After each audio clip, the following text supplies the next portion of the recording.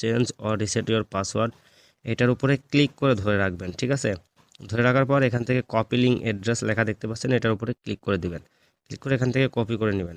Copy করে নেওয়ার পর এখান থেকে আপনি আপনার যে ওপেন ব্রাউজার আছে সেই ওপেন ব্রাউজারে চলে যাবেন।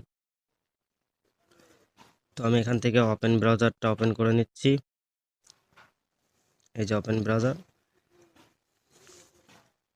তো আপনি এভাবে ঠিক ওপেন ব্রাউজারটা ওপেন করবেন। এটা প্রথমে একটা অ্যাড দিবে, অ্যাডটাকে উপর থেকে এখান থেকে স্কিপ করে দিবেন।